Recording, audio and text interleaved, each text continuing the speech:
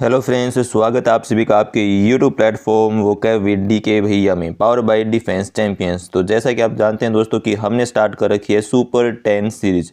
तो आज हम देखने वाले हैं super 10 antonym and synonym with trick हम देखने वाले हैं, जो हमारे एग्जाम्स में बार बार पूछे जाते हैं और हर बार रिपीट होते हैं। वो वाले वर्ड हम यहाँ पे कवर करने वाले हैं। तो उसमें सबसे पहला पार्ट आपका जो है आज आ चुका है। कल हमने सुपर 10 रूल देखे थे जो कि बहुत बार रिपीट होते हैं, जो हर बार एग्जाम में आते हैं। आज हम स्टार्ट करने जा रहे हैं वोकैबुलरी का सेशन, जहां पे हम सुपर 10 वर्ड जो है वो हम देखने वाले हैं और उनके सिनोनिम्स एंटोनिम हम देखने वाले हैं। सबसे पहला शब्द आपके सामने आ चुका है अगोनी। क्या है? अगोनी। बहुत बार रिसेंट एग्जाम्स में जो है काफ़ी फेवरेट ये बन गया है अगोनी। तो अगोनी का मतलब होता है तेज पीड़ा होना या ग्रेट पेन या सफ़र होना, यानी बहुत ही ज़्यादा प्रॉब्लम में होना, उसको हम अगोनी कहते हैं। इसको हम कैसे याद रखेंगे? अगोनी को आपको याद रखना है अग्नि से भाई, ठीक है।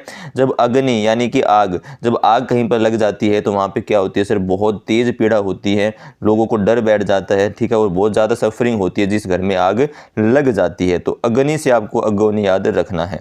इसके सिनोनिम्स की बात करें तो बहुत इंपॉर्टेंट है, जैसे टोरमेंट है। टोरमेंट को कैसे याद रखोगे? तोड़ देना, ठीक है। मेंटली किसी को तोड़ देना क्या होगा?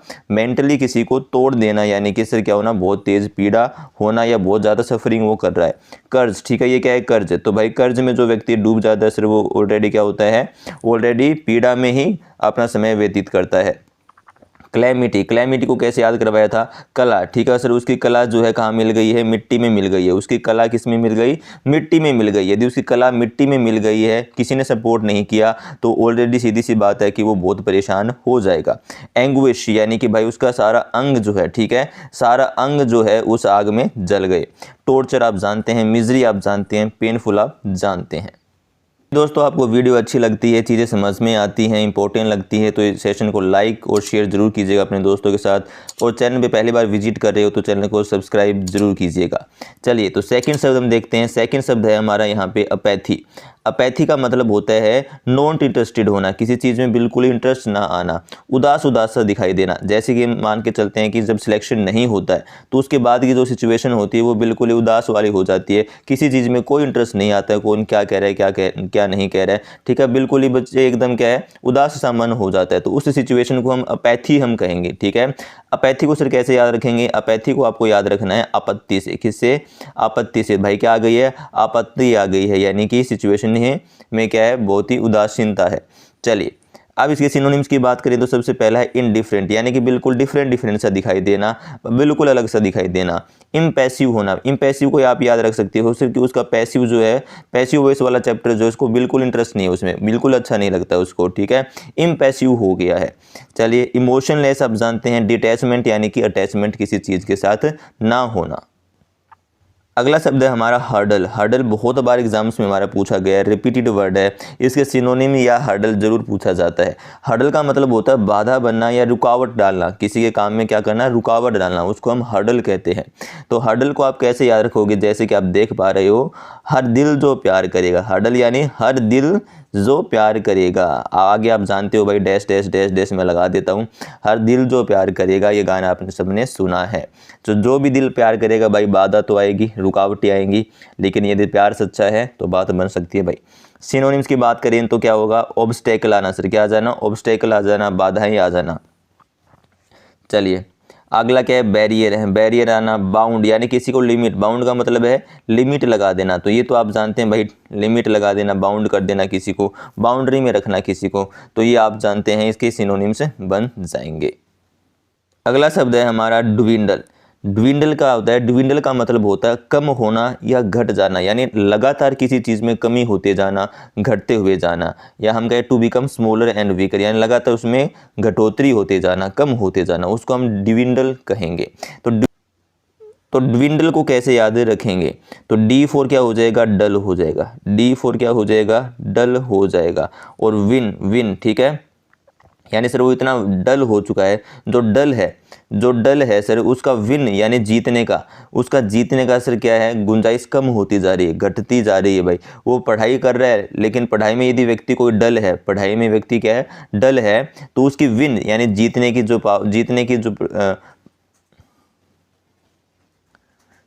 जो जीतने का प्रतिशत है वो घटता हुआ जा रहा है। जो व्यक्ति डल है आज के समय में वो जीत नहीं सकता, वो कंपटीशन फाइट नहीं कर पाएगा, उसका स्तर जो है वो घटता हुआ जा रहा है। तो इस तरीके से आप याद रखोगे ड्विंडल को। एक तरीका और भी है कि विंड से आप याद रख सकते हैं। विंड यानी कि सिर्फ फ्रेश हवा, विंड यानी हवा, यानी कि सिर्फ फ्रेश हवा जो है आज के समय में घटती हुई जा रही है, उसकी कमी होती जा रही है। सिनोनिम्स की बात करें तो डिमिनिश बहुत इंपॉर्टेंट है। डिमिनिश को ध्यान से देखोगे तो सर डिम पड़ जाना यानी कम होते जाना, या मिनिमम, यहाँ पे मिनी लिखा है, मिनी यानी मिन होते जाना, कम होते जाना। डीके यानी कि घटोतरी होते जाना। डिक्लाइन आप जानते हैं, डिक्रीज आप जानते हैं। तो ये बहुत ही सिंपल आपकी चीज़ें बन जाती हैं, सिंपल से इसके सिनोनिम्स बन जाते हैं।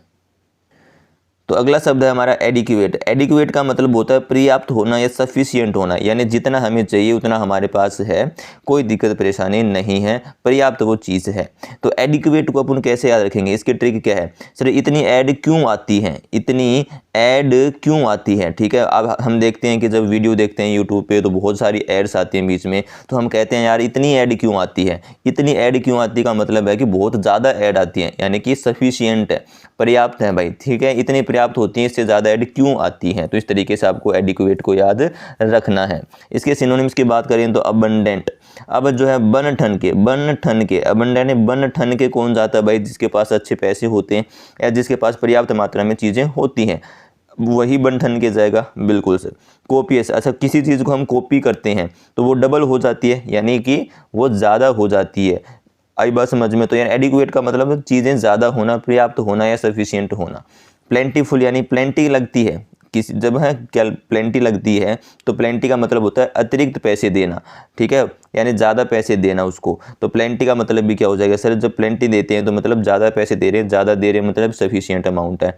बाउंटीफुल यानी बंटी क्या है सर, बंटी के पास बहुत अच्छे खासे पैसे हैं, एकदम फुल पैसे हैं, उसके पास कोई दिक्कत नहीं है। प्रोफ्यूजन आ चुका है हमारा रिसेंट एग्जाम में 2023 के। तो प्रोफ्यूजन को कैसे याद रखोगे, प्रो मेंबरशिप होती है। ठीक है, जैसे भाई कहता है कि अमेजोन कहता है कि हमारी प्रो मेंबरशिप ले लो तो जल्दी डिलीवरी हम कर देंगे। तो प्रो मेंबरशिप के थोड़े पैसे एक्स्ट्रा होते हैं, चार्ज एक्स्ट्रा होता है। तो वो चार्ज एक्स्ट्रा कौन देता है भाई, जिसके पास अच्छे खासे पैसे होते हैं वही दे पाएगा।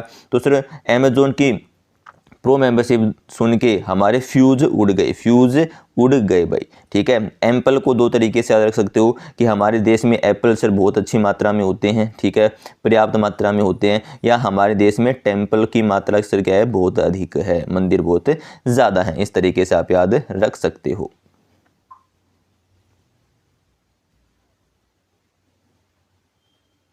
चलिए अगला मीनिंग है हमारा मीगर। तो मीगर का मतलब होता है बहुत कम होना, नॉट सफिशिएंट होना, यानी कि ये एडिक्वेट का एंटोनिम बन जाएगा मीगर आपका। तो मीगर का मतलब सर नॉट सफिशिएंट होना। अब इसको कैसे याद रखेंगे सर, इसको याद रखना है मैं अगर थोड़ा और पढ़ लेता तो मेरे जो है मार्क्स अच्छे आ जाते, मैं अगर थोड़ा और पढ़ लेता तो सर मेरा क्या है सिलेक्शन हो जाता। मैं अगर थोड़ा और पढ़ लेता यानी कि आप बहुत कम पढ़ाई आपने करी है, उतनी सफिशिएंट नहीं थी, और पढ़ना आपको चाहिए था। तो मैं अगर और पढ़ लेता, तो इस तरीके से आपको इसको रिमेंबर रखना है। सिनोनिम्स की बात करें तो स्कैंटी होना। अच्छा, जब हम किसी चीज़ को स्कैन करते हैं तो उसकी क्वालिटी घट जाती है, यानी सर कम हो जाती है। तो स्कैंटी यानी स्कैन करने से आपको याद रखना है कम होना। स्पार्ज यानी सर उसके पर्स से सर पैसे जो है निकल गए, यानी कम हो गए हैं, पता नहीं क्या दिक्कत हुई है लेकिन पैसे कम हो गए हैं उसके पर्स से। स्कार्स ही कैसे याद रखोगे, कार की रेस से याद रखो। ठीक है, कार आया हुआ है यहाँ पे, आगे रेस लिखा हुआ है। ठीक है, तो कार की रेस सर क्या है हमारे देश में तो होती नहीं है भाई, बिल्कुल ही कम होती हैं, बहुत कम होती हैं। ठीक है, बिल्कुल मिनिमल आप जानते हो।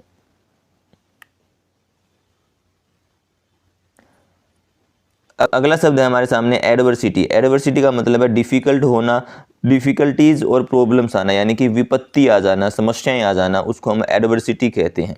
तो एडवर्सिटी को कैसे याद रखोगे, इसकी ट्रिक क्या है कि सर उस सिटी में क्या है सर, उस सिटी में सर क्या है वर्षा बहुत ज़्यादा हुई सर, तो क्या है लोगों को प्रॉब्लम्स क्रिएट होने लग गई, लोगों के सामने जो है डिफ़िकल्टीज आने लग गई। जैसे कि दिल्ली में अब की बार हुआ है भाई। ठीक है, दिल्ली सिटी में बहुत वर्षा हुई है, तो सर क्या है वहाँ पे लोगों के लिए बहुत प्रॉब्लम हो चुकी हैं, बाहर निकलने में पानी भर गया हर जगह। ठीक है, सिनोनिम्स की बात करें तो कैटास्ट्रोफे बहुत इंपॉर्टेंट है। कैटास्ट्रोफे को कैसे याद करना है, कैटास्ट्रोफे को याद रखना है कट्टा से। यहाँ पे देखो कट्टा, तो भाई ये यूपी वाले बच्चे तो जानते हैं कि भाई, यूपी में कट्टा चलता है, यूपी बिहार में जो कट्टा होता है, ठीक है। तो सर जब किसी के कनपट्टी पे कट्टा रखा जाता है तो सर क्या आ जाती है, प्रॉब्लम्स क्रिएट हो जाती है। या दूसरा तरीका मैंने इसको याद करने का करवाया आपको, ट्रॉफी से इसको याद रखो। जब किसी को ट्रॉफी नहीं मिलती है, जब किसी को ट्रॉफी नहीं मिलती है, ट्रॉफी नहीं मिलती मतलब वो हार गया भाई, इसीलिए तो उसको ट्रॉफी नहीं मिली है। तो ये जब हार जाते हैं तो सर क्या है, क्या आती है, हारने का मतलब है सर एकदम प्रॉब्लम सी क्रिएट हो जाती है भाई, ठीक है। इस तरीके से आप इसको याद रख सकते हो, कैटास्ट्रॉफी को। अगला है सोरो हमारा, अगला है सोरो। सोरो यानी जब शोर मचाते हैं, ठीक है, जब लोग सर शोर मचाते हैं, सोने नहीं देते हैं, ठीक है, तो सर एकदम क्या आती है, बहुत डिफिकल्ट होती है सोने में जब लोग शोर मचाते हैं, हो हल्ला मचाते हैं। हार्डशिप आप जानते हैं, ट्रबल आप जानते हैं। तो फ्यूरी बहुत इंपॉर्टेंट शब्द है, ये लगातार 21, 22 और 23 में हमसे पूछा गया है। फ्यूरी का मतलब है वेरी ग्रेट एंगर, यानी बहुत ज़्यादा गुस्सा आना। अच्छा है, फ्यूरियस भी इसी का भाई है, ठीक है, फ्यूरियस एडजेक्टिव बन जाएगा।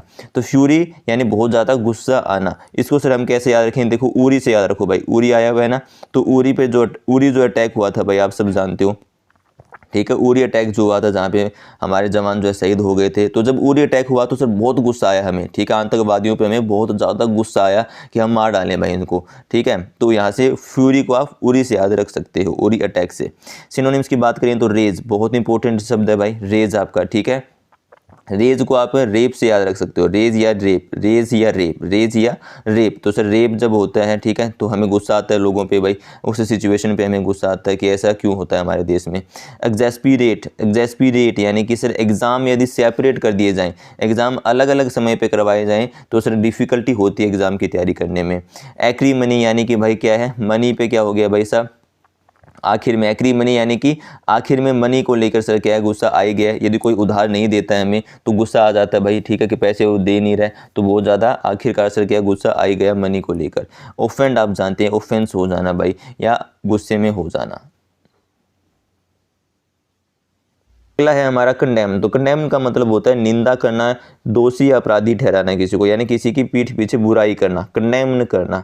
तो कंडेम को कैसे याद रखोगे भाई, जब ऐसा कोई आदमी करता है, आपकी बुराई करता है आपके पीठ पीछे, तो आपको क्या आता है, आपको मन करता है कान पे दूं घुमा के, ठीक है, आपका मन क्या करता है, कान पर देने का मन करता है। कंडेम यानी कान पर देने का मन करता है भाई, ठीक है।